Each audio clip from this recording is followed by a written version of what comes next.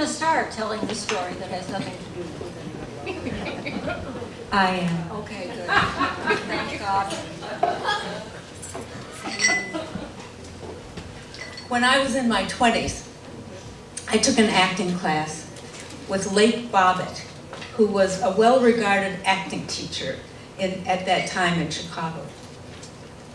One night, he directed us in an exercise that I have never seen anybody do before or since.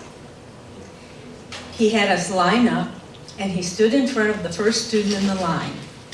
He held out his hand, palm up, and he said, "Punish my hand." The student slapped his hand. Then things got even stranger. Now there's one thing, you know, if you've taken an acting class, or at least a certain kind of acting class, and that is that one of the aims is to open emotional channels from the deepest levels up to the surface and out, to participate without self-consciousness or self-censorship, as children do. "Punish my hand," he said. The student slapped his hand again, and again, and again, harder. He began to draw his hand away, and she followed it.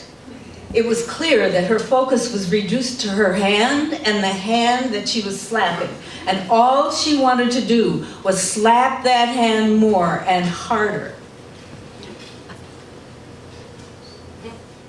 Then it was the next student's turn. And the same thing happened all over again. And again.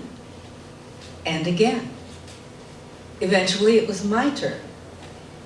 And as I slapped his hand, I felt well up in me the same urge to hit more and hit harder. I don't recall that he talked about the purpose of the exercise. I supposed that it was to show us that in addition to calling up an emotion to bring authenticity to an action, it was possible to start with the action and let it elicit the emotion. But the memory of that exercise came back to me 3 years ago when I watched the televised footage as a cop fired the 16th bullet into the prone body of a teenager. And I wondered how much training police officers get in understanding and controlling the bloodlust that can rise in any of us, in all of us.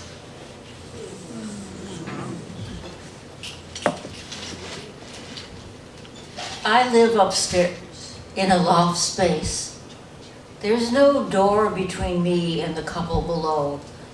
He's screaming at her. I hear nothing from her, not a peep, not a whisper. Meanwhile, his voice is getting higher and higher. He's reaching notes that only Frankie Valli could reach.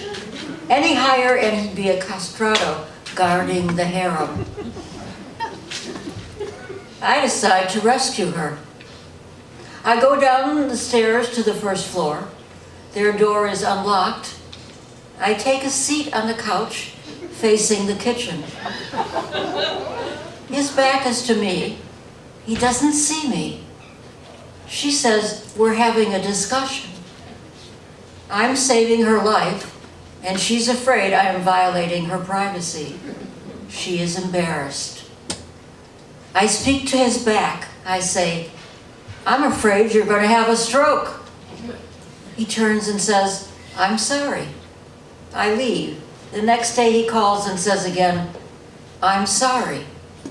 We never discuss the scene further, although I am dying to get the details. My punishment for interfering is not getting the details. But surely it's enough that I saved her life and saved his. Surely I should be satisfied by stopping his murderous rage. And truly, I am. I just want some credit for grace under pressure, for reading the situation instantly and understanding that I should make him the victim and cosset him. I have never done anything that clever again. Another time, another rescue, I was on the Brown Line and its new train and clean and lovely and practically empty. There are 3 single seats in a row against the windows. I'm in the middle seat behind a young boy who's muttering to himself and rocking back and forth. Behind me is a young mother cooing to her infant. With every coo, the boy rocks faster. He begins to grunt. I look around.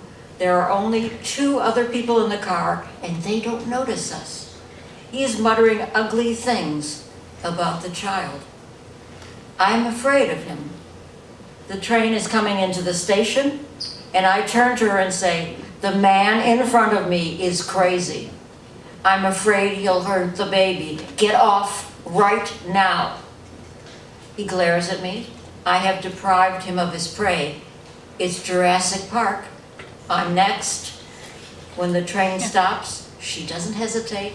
She grabs the child and leaves the car. Then she does something simple and clever. She merely goes to the next car. I realize I am alone with the crazy boy.